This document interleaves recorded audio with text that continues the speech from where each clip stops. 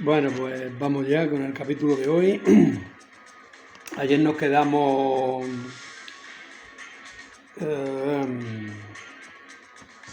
con que Hitler estaba preocupado por un posible desembarco, por tanto le gustaría poner fin en el este y acabar con Stalin cuanto antes, pero lo que implica conquistar Stalingrado, ¿no? Porque había decidido dividir el frente sur en dos, Stalingrado y seguir para el Cáucaso. Bueno, pues entonces inician los Stuka, bombardeos, Paulus con el sexto ejército, empiezan a rodear la ciudad, los rusos una férrea resistencia, si pierden Stalingrado pierden el petróleo del sur y el Volga, que es su ruta fluvial. En Stalingrado, sobre 1917 y 1918, ¿no?, en la guerra civil rusa, aquí fue el inicio, el camino hacia el poder de Stalin, ¿no?, en Zarichi, que Stalingrado se llamaba Zarichi. Entonces, en 1918, la guerra civil, hay mucha hambre en Moscú, Stalin se dirige a Zarichi, ¿no?, a Stalingrado, en busca de trigo. Era comisario de abastecimiento, confiscando todo el grano, lo que provoca revuelta y hambruna. Lenin le ordena también que vigile a Trotsky, que era comisario de asuntos militares y que estaba adquiriendo demasiada autonomía.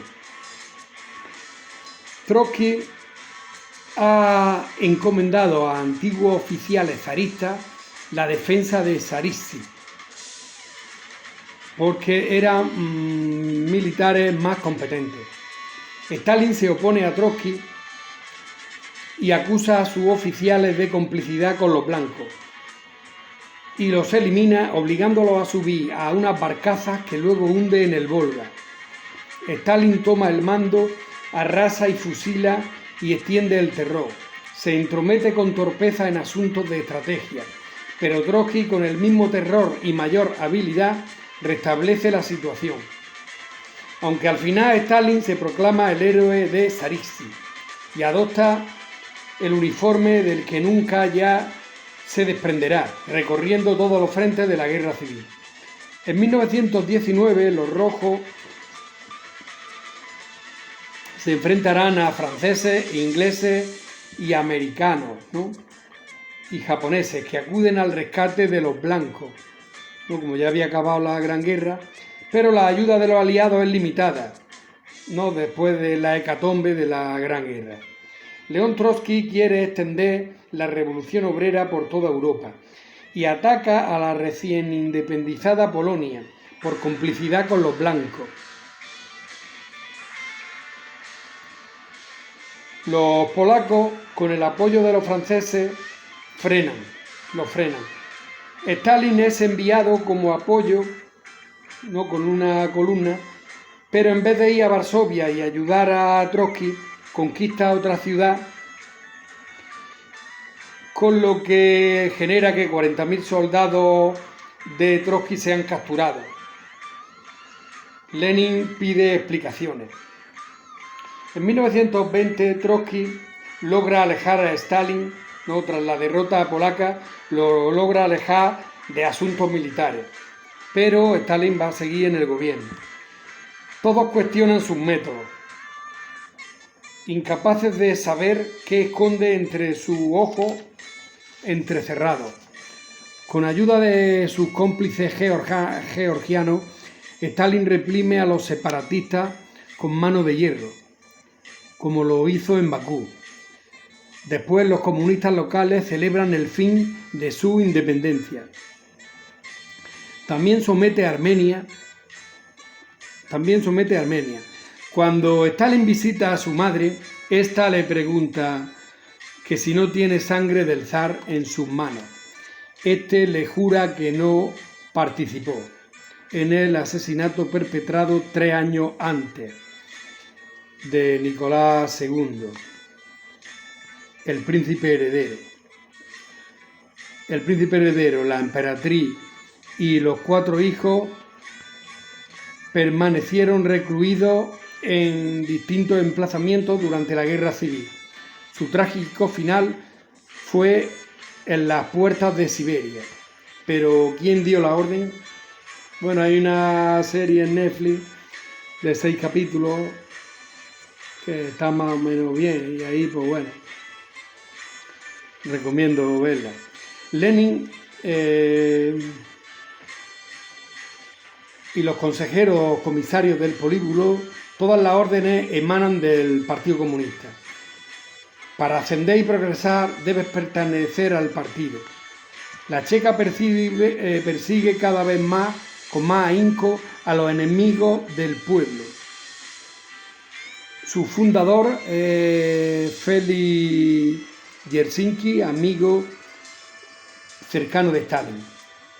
Trotsky escribió en su diario que le escuchó decir a Stalin: no conozco mayor placer, identificar al enemigo, planear eliminarlo y irte a casa a dormir.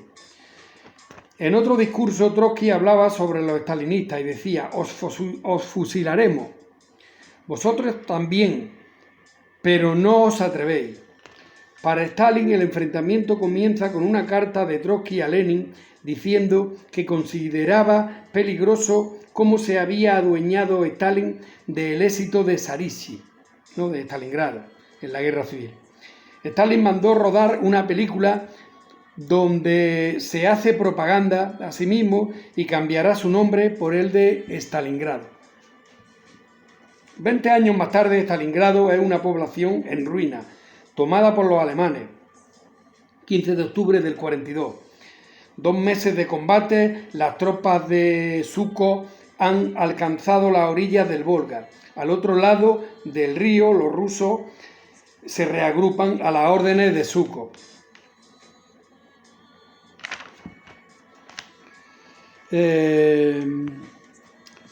Mientras, Stalin se reúne con Lavrenti Beria, jefe de la policía política, para que investigue a las parejas de su hija Svetlana. Su mujer había fallecido un año antes, oficialmente de apendicitis, ¿no?, la esposa de Stalin. En 1942, en plena batalla de Stalingrado, Svetlana, la hija de Stalin, se entera que su madre se había suicidado y las razones son un secreto de Estado. Se consuela con su novio judío, cineasta, que se cree intocable. Es enviado como corresponsal del Pravda a Stalingrado. Como sobrevive, es deportado a Siberia. Los Gulag son las iniciales rusas de Administración Principal de los Campos de Trabajo, centenares de campos construidos en la época de Lenin y multiplicados por Stalin. Mientras el mundo se la juega en Stalingrado, Stalin cumple con las cuotas de los Gulag para contrarrestar la alta tasa de mortalidad de los campos. Inagotable mano de obra esclavizada es fundamental en la economía de guerra. En minas de oro, carbón, van profesores, artistas, o bajan a los pozos o construyen vías. Los guardias rivalizan en violencia y se reparten a las mujeres que son violadas al llegar. 16 millones de muertos, 1,6 millones de muertos en los Gulag. Noviembre del 42. Ya Stalin tiene 64 años, fuma y tiene arteriosclerosis. En 19 de noviembre del 42, cohetes Katyusha se lanzan en contra de los alemanes. Zhukov rodea al sexto ejército de Paulo. Y ya es cuando empieza a dar la vuelta la Segunda Guerra Mundial. Empiezan a... Zhukov se trajo, engrosó el ejército y fue rodeando en Stalingrado a los alemanes. En las ruinas de Stalingrado, Hitler ordena resistir y prohíbe la retirada. Un mes más tarde los alemanes han agotado los víveres, o sea, porque Zhúkov embolsa a los alemanes y los sitia y entonces no reciben, creo que ni, que incluso reciben muy poco por parte de la aviación porque también son interceptados, en fin. Un mes más tarde los alemanes han agotado víveres y municiones. Abundan casos de canibalismo. Los soviéticos se multiplican. 2 de febrero ya del 43. Ya rendición de Paulus, ¿no? Porque es un invierno ahí infernal, sin comida y sin... Que 24 horas antes ha sido ascendido a mariscal de campo, ¿no? Por Hitler, para que se suicide. Pero Paulus declara: no voy a quitarme la vida por ese cabo. Sabe que su incompetencia los ha conducido al desastre. El Führer intenta intercambiar a Paulus por el hijo mayor de Stalin, no por Yakov, que fue apresado en junio del 41.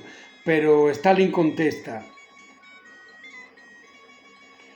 no cambiaré un mariscal por un teniente. Pronto encontrarán al cadáver de Yakov. 6 meses de combate en Stalingrado,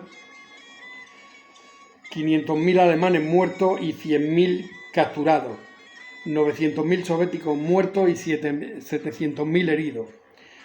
Para el mundo entero, el gran triunfador de Stalingrado es Stalin, que luce la estrella de mariscal.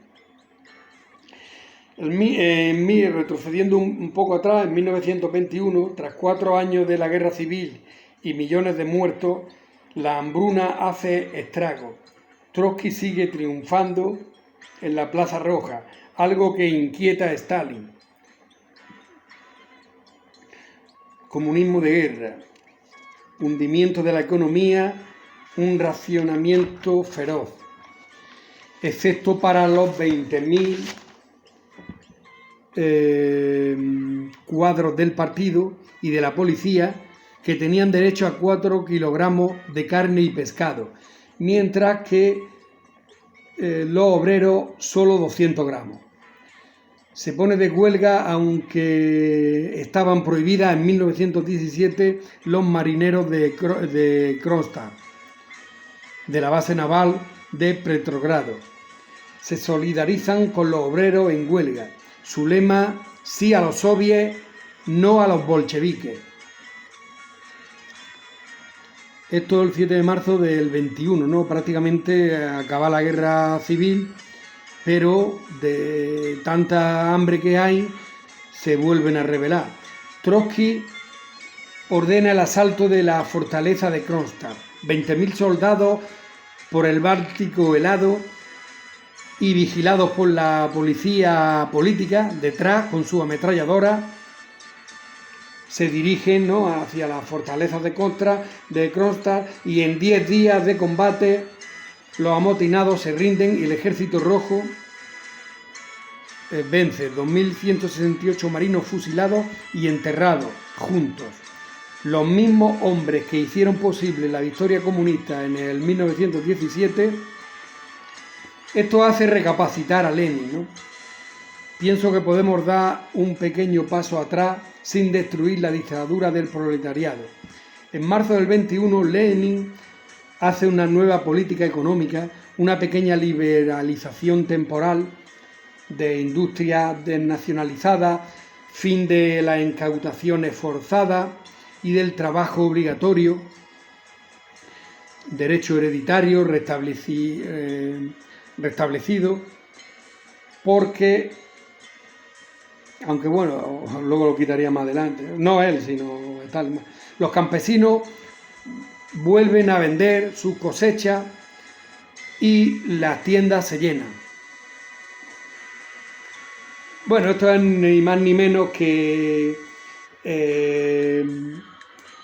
como él había convertido a todos los campesinos y granjeros en obreros, había nacionalizado todas las tierras, pues prácticamente eran obreros a sueldo. Entonces, pues claro, echaban sus 8 horas y no querían, y la producción era nula. Era diferente porque le había quitado de ser propietario, o sea, le había quitado acciones. Entonces los vuelve a hacer propietarios, ya ellos teniendo su tierra, están 8 horas, están las 4 horas pensando voy a sembrar esto, voy a sembrar lo otro, al final, y entonces empiezan y empiezan a vender, a llenar los mercados y a vender, y en fin, entonces tiró unos pocos años, tiró así. Y bueno, y ya pues mañana seguiremos con el siguiente.